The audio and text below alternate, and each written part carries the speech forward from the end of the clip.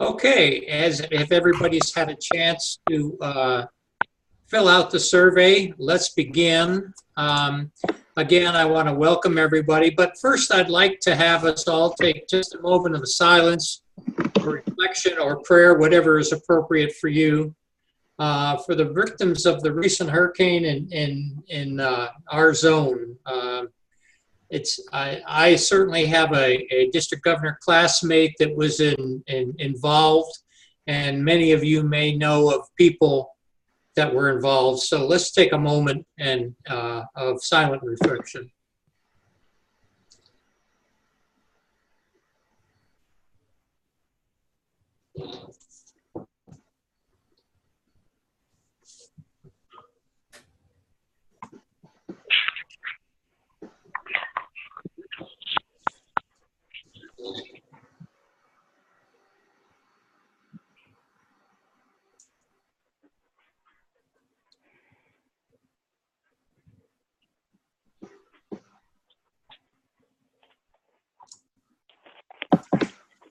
Okay, with that, I'd like to show everybody our most recent chart. The good news is that we, as a zone, are up 267, which is a very, very positive sign. I want to thank all of those of you that are making the effort to contribute to that gain. I appreciate your dedication. Keep up the good work. We had 9 of the 12 districts in Zone 27 that were positive. I'm going to mute everyone because we're getting a little bit of feedback. I will unmute as we need to. And then 9 out of 10 districts in Zone 21B that were positive. So this is good. This is very, very good. And I want to thank you again for all your efforts. You already did take the survey. If you haven't had a chance yet, please do so, because we'd like to know where you're from and what districts are being represented. So with that, I want to introduce Kevin. Just so happens I met Kevin as a district governor in San Antonio. He was part of the racetrack, right, Kevin?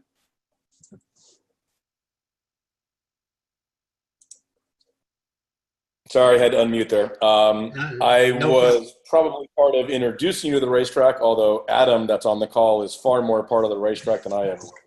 Well, weren't you with the electric cars during our year in San Antonio at the racetrack with all the district governors? I really kicked some butt in the the derby thing with the electric cars. I think you. Didn't you take first in your heat, as I recall? I believe I did, and everyone on the call should send a text or an email to Greg Pod right now reminding him that I beat him. So that's very important. Well, Kevin has a very, very interesting presentation, and I'm going to let him take over. Now, Kevin, can you advance your slides? Or do you want me to advance the slides? I don't know if I can or not. How does that? I don't see a control on the screen that allows me to, unless you need to give that to me. Okay, I cannot do that. So you just tell me next or whatever, and I will just hit the next slide so everybody can see it. So Kevin, take it away.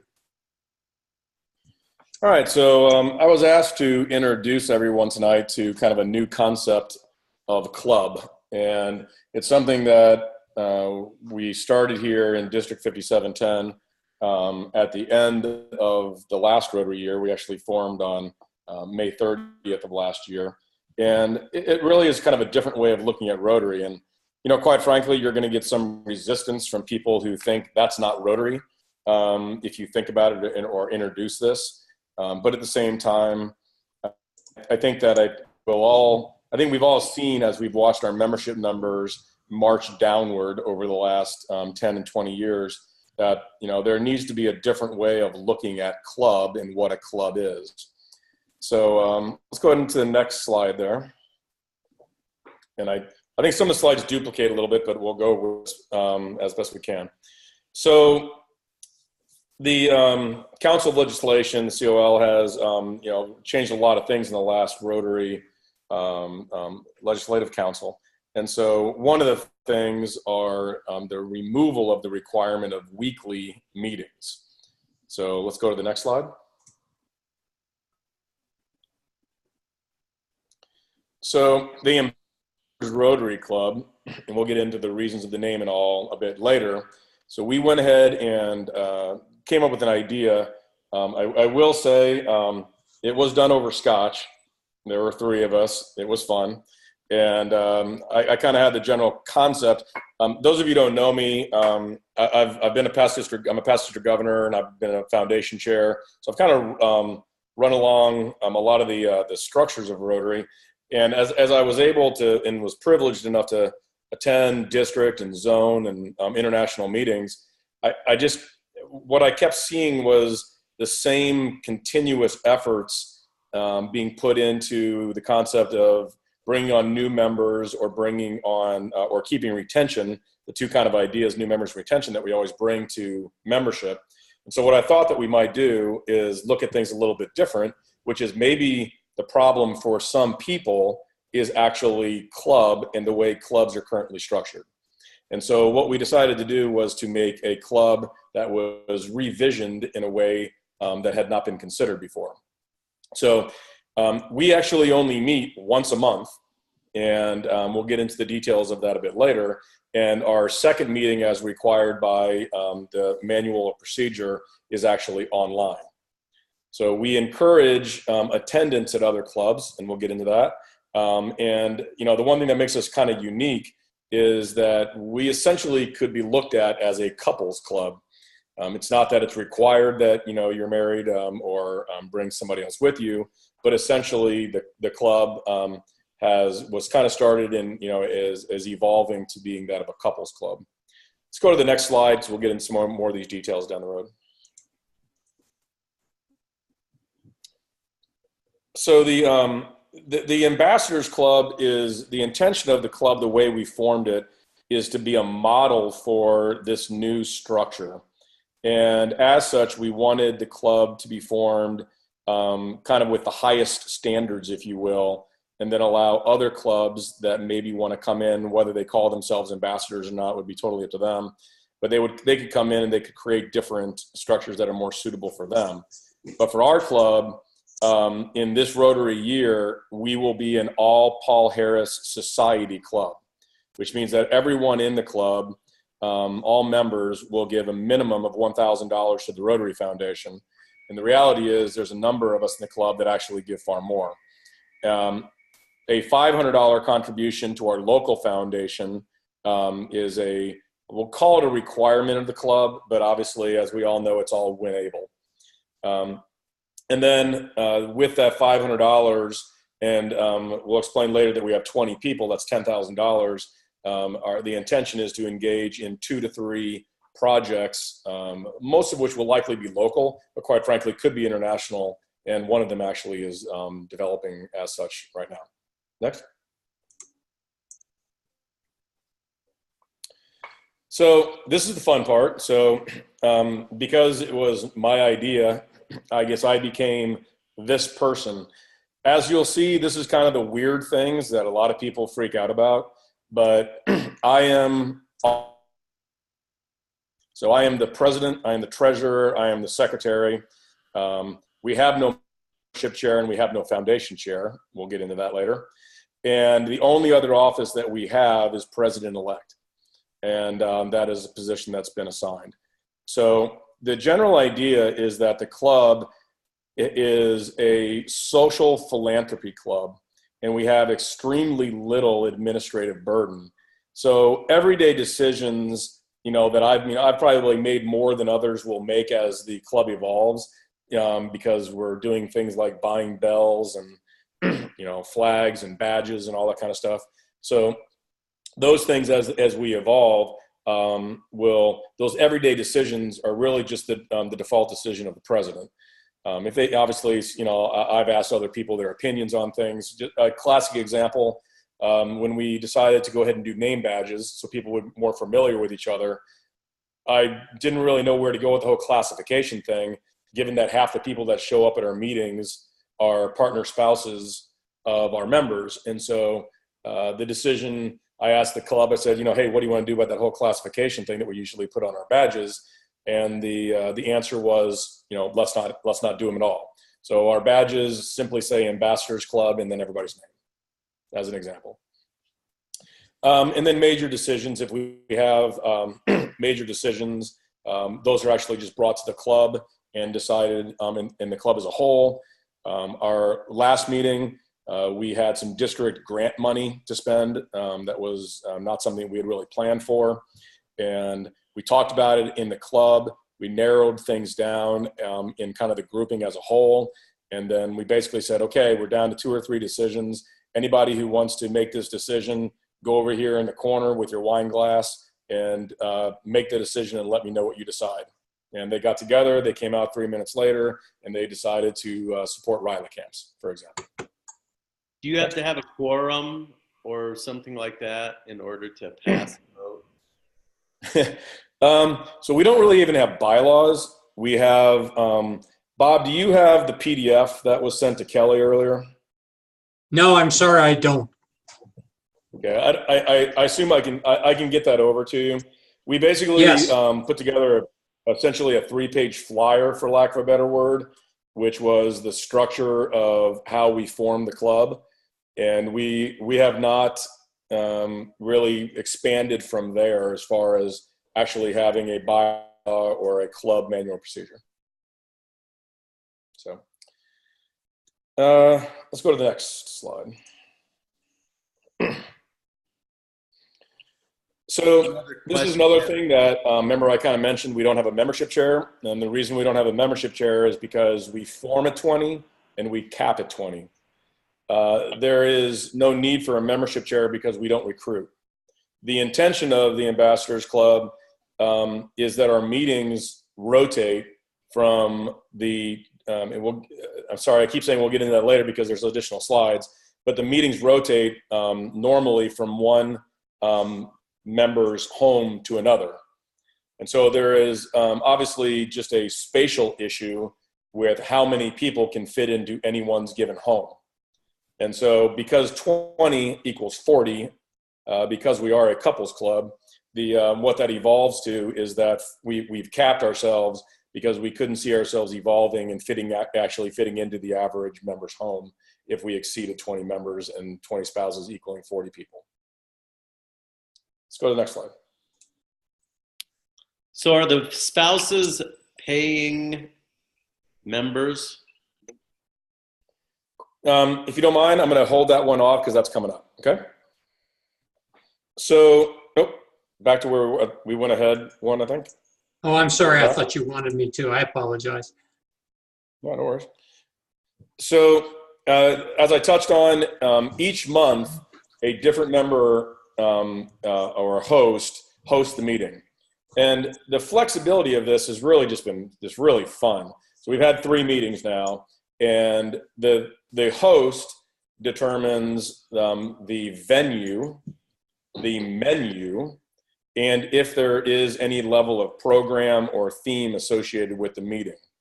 There's, the president has, some time, about halfway, about an hour and a half into the meeting. And we actually call them gatherings, by the way, not meetings, but to actually talk about any business of Rotary that may be occurring, projects coming up and whatnot. But the everything associated with how the actual gathering is going to occur is totally up to the host. So if they choose to have it in their home, or if they choose to have it, if they're a member of a country club, if they want to just have it down at the local park, with the shelter and, have hot dogs, that's totally up to them. Next slide. So part of the structure, we'll get into the dollars in a later slide, but one of the things that we're doing as a part of the event is that every couple, every member brings a bottle. And the idea behind this is to limit the cost of dues, because none of the meetings are actually have alcohol provided, and so every member, so 20 bottles, if you will. Obviously, we never get 100% attendance, but everyone brings a bottle, and those are the bottles that are consumed for that meeting. And if there are any bottles left over, it's considered a host gift to those who hosted that day. Next. So we mentioned the 2 to 3 projects. In the beginning of the year, the way we structured this is that we went ahead and put together a checklist or a sign-up sheet that had the 12 meeting dates assigned, and everybody signed up if they wanted to be 12 of the 20 people signed up to be hosts. But then you also could sign up to be a project captain.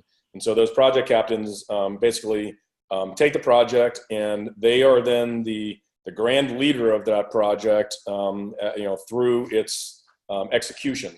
If they want to bring other people on board into the planning, they can. If they want to plan it all by themselves and tell everybody when to show up, they can do that as well. I know that's very not Rotary, but again, going back to the no subcommittees, no board of directors, no fighting about the money. If you don't like necessarily the project that was done this year, well, then sign up to be a captain next year, and you'll be able to run the project yourself. Next.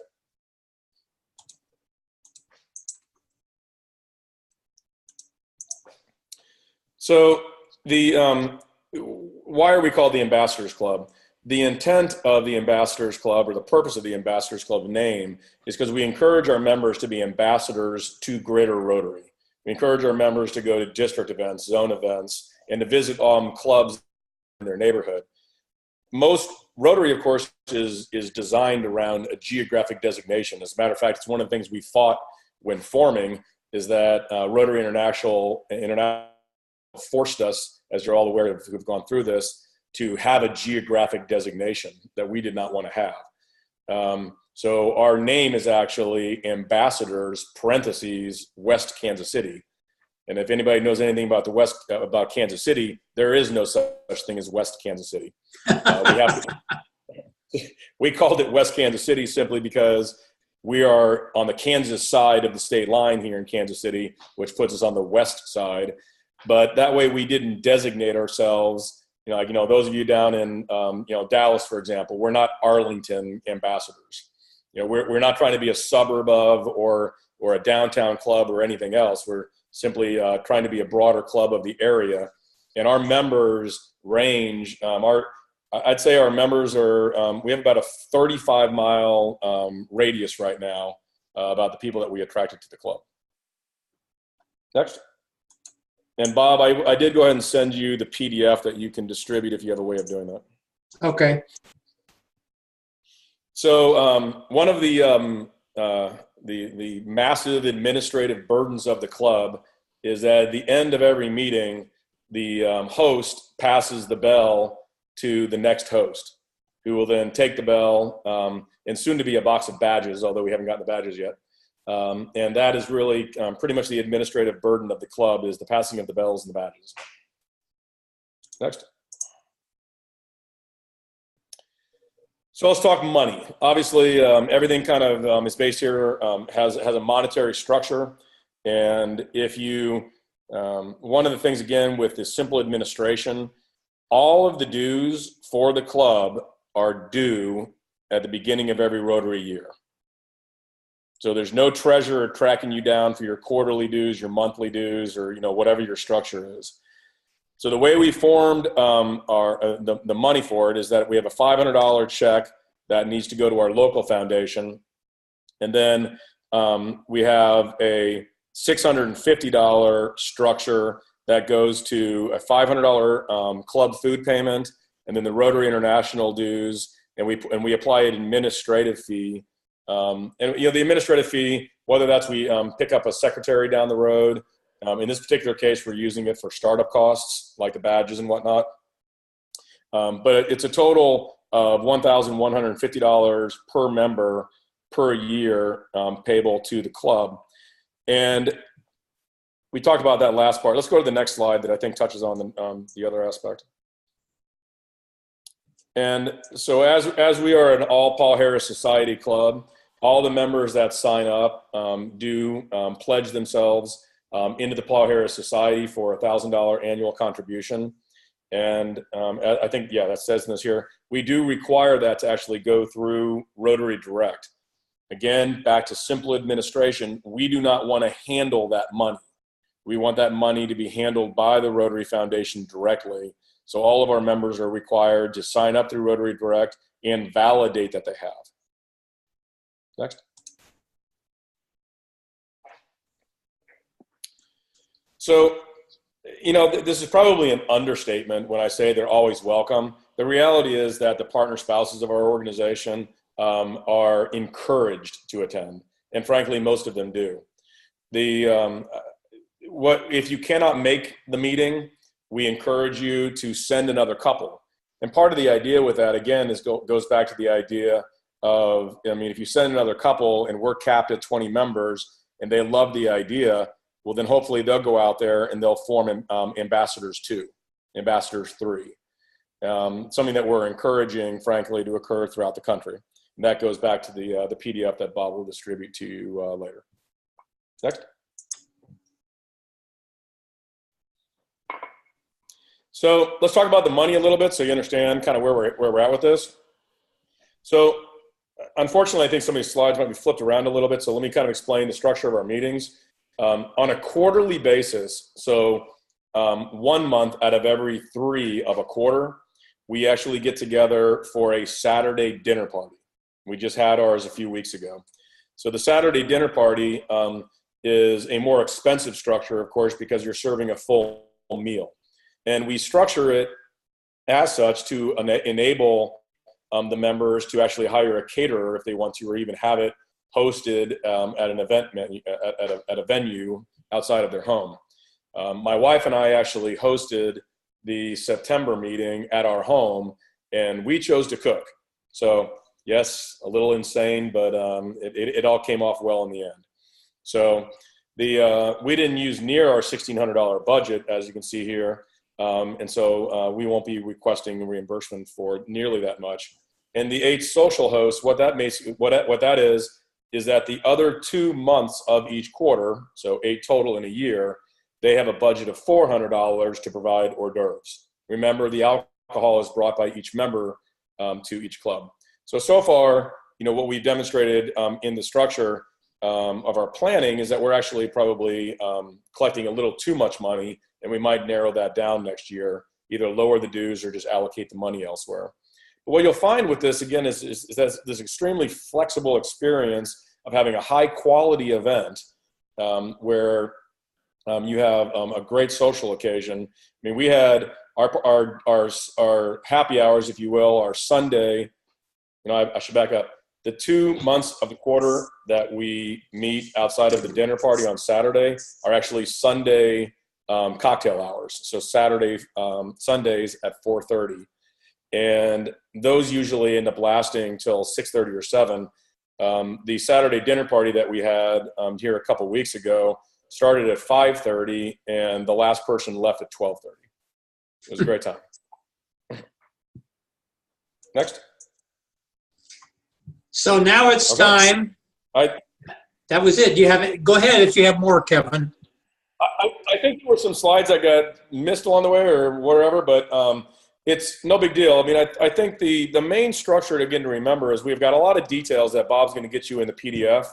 But the whole idea is if you guys have any thoughts or any ideas to heading this way, either whether it's a satellite club of a club that you have, or whether you want to look at if there's a new club that wants to form, you can make it in your own vision. You know, we made Saturday dinner parties and Sunday hors d'oeuvres, and we're a Paul Harris Society club. Well, maybe you guys, you know, form a Thursday evening party and you're just sustaining members. You know, whatever it is, I think that moving away from the attempts at happy hour clubs, not all of which have been very successful, is just the idea here to move away from a structure that's been tried to a structure that has not. Great. I thank you very much, Kevin. And I think in a minute we'll open it up to questions for Kevin. But I think the whole crux of this situation is that with the Council on Legislation, there is so much more flexibility being allowed for Rotary clubs. And obviously in this particular case, it's a way to cut administration. All the members are on Rotary Direct. You are eliminating meals, and you pay your dues up front. So this is great flexibility. One thing that I failed to do when we first started was to welcome Julie Aubrey. Julie, would you like to say a word or two? Sure. Hey, everyone. Awesome presentation, Kevin. Thank you. It's been really interesting to hear about what you guys are doing, and I think it's a perfect example of even the existing other examples of flexibility that people have heard about in the past. You don't have to stay within those boundaries. You can continue to push the boundaries on what a Rotary Club can look like, and that's really exciting to hear tonight. I'll have some questions for you too, because I'm really interested. But basically, I'm excited that everybody's on the call tonight, and if you have any questions for me at some point, you can message me or we can talk later. Thanks so much. Thanks, Bob. Thank you, Julie. Thank you, Julie. So now it's time to ask questions of Kevin.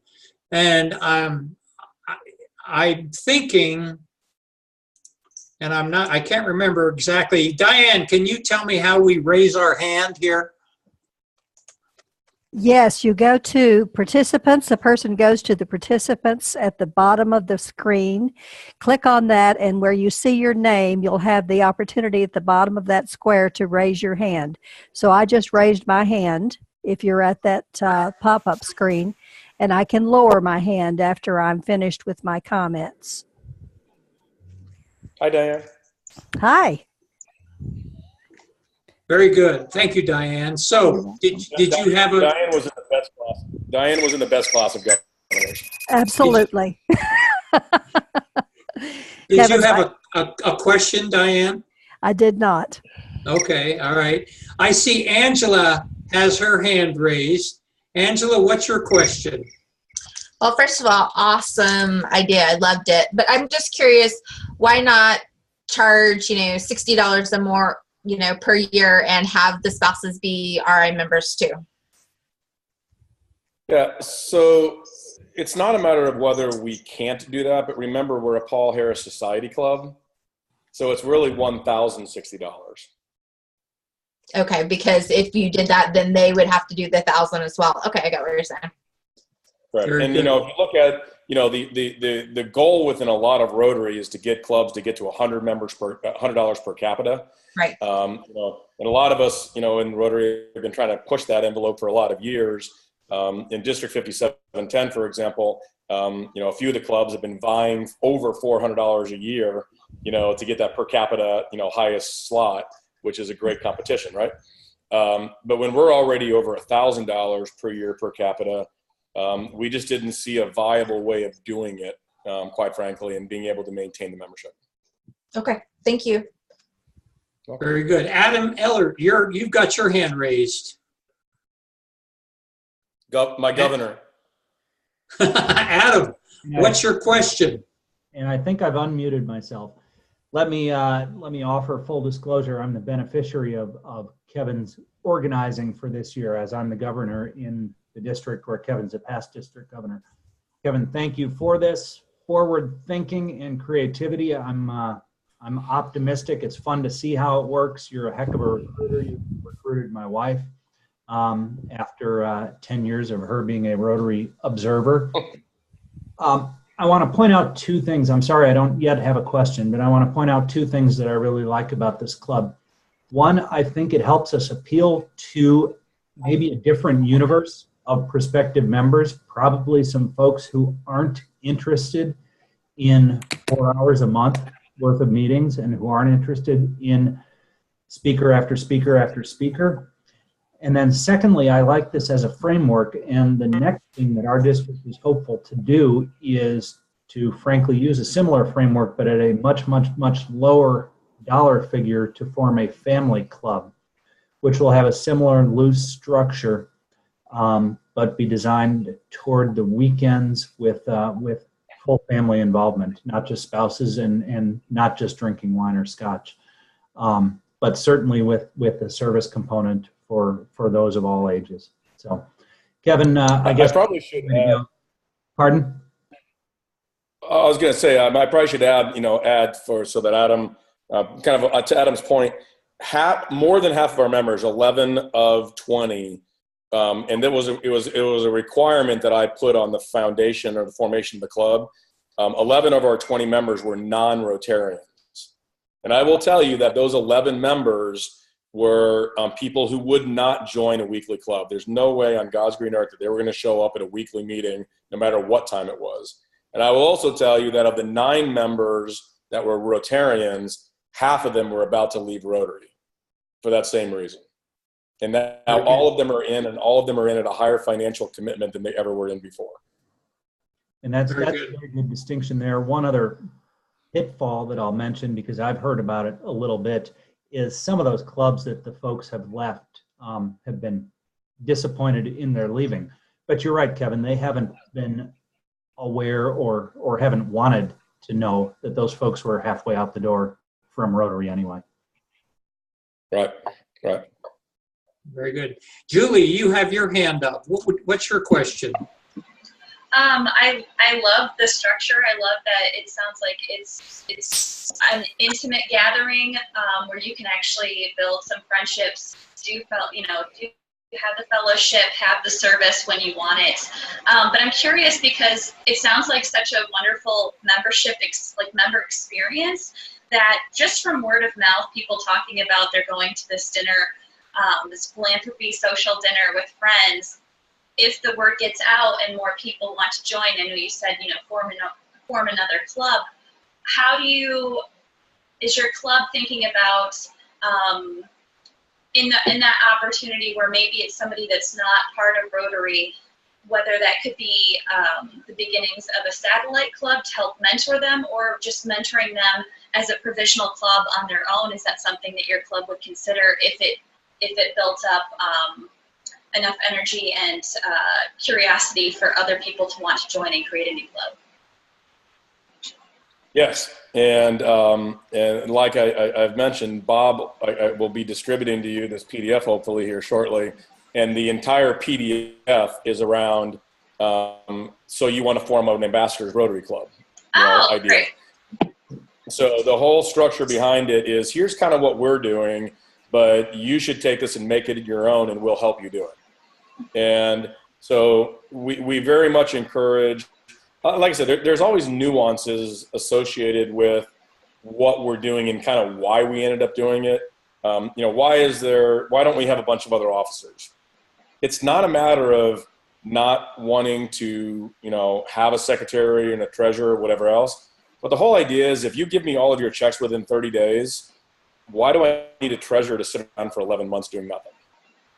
Right? So we don't want to create administrative structure for the sake of the administrative structure having existed in the past.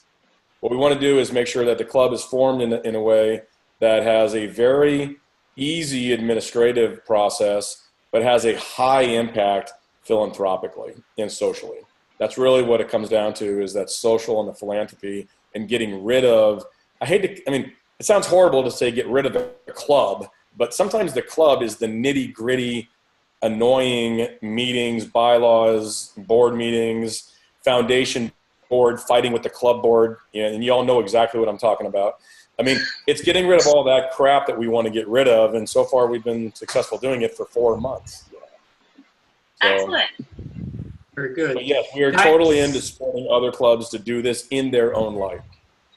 Very cool. Thank you so much. Thank you, Kevin.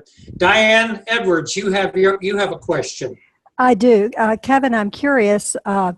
You mentioned that you have your members go into the RI website to sign up for Rotary Direct. Do you, as the one officer, do you go into? The most painful thing of the formation of this club. I know. The most painful thing of the foundation of this club has been Rotary's Rotary Direct structure and process. It's been horrible. It's been bad. I've been talking about it with Christine and Sean Allen. I mean, every one of my members couldn't do it. I mean, I went through the process of getting all of them a foundation ID number and their email address that we gave to Rotary and their name. I walked them through a step-by-step process on the web about how to do it on the website, and not a single one of them could successfully do it without coming to the club and us doing it together. So they couldn't go in. Had to email half the time we had to email Honeyleen at the Rotary Foundation and get her to fix it all. So they couldn't go in and sign up as on My Rotary by themselves to begin with? So there's a process when you go into My Rotary, which I know all too much about now. And when you start filling it out, it actually then drops down and says, you know, like, are you a Rotarian? Check the box. Do that, what it's supposed to do is try to tie you to the record that Rotary has for you when either you got signed up by somebody else, or in our particular case, when we sent our list of 20 people to Rotary. But I'll tell you that not a single time did the individual, when they checked that box, was their Rotary their identification validated by Rotary in that sign-in process. It's just been frustrating as hell, to be honest.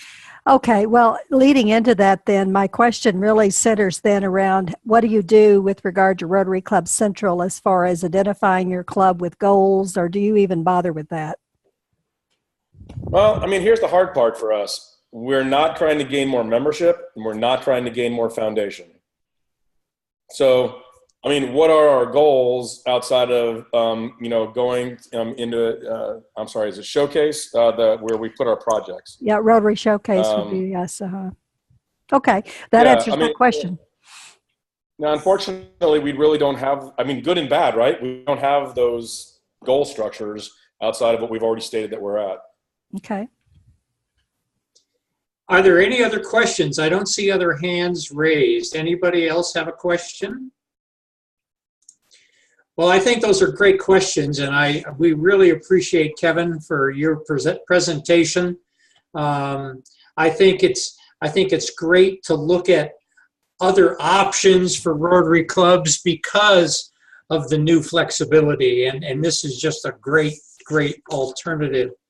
What I'd like for everyone to do now is to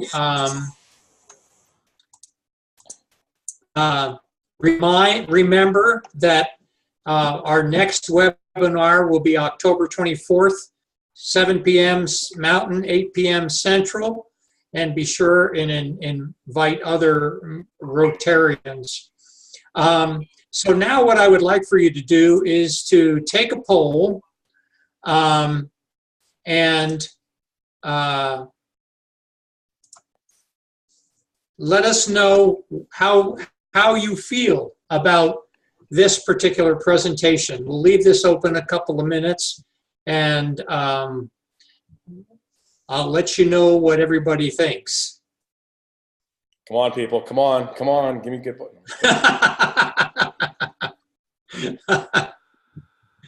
Well, Kevin, you can feel like you did a good job, because of the participants, we had 23 respond, and 64% said it was very valuable, and 36% said it was somewhat valuable.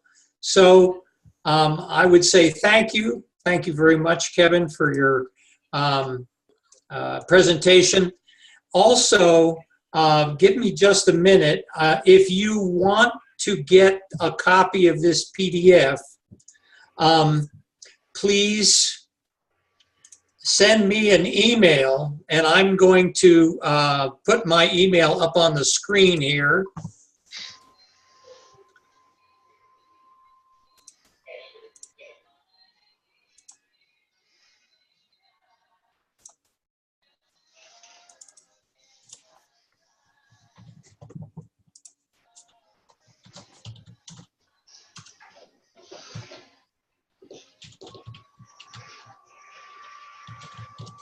So send an email to that email, and I will be happy to send out that PDF that Kevin referred to.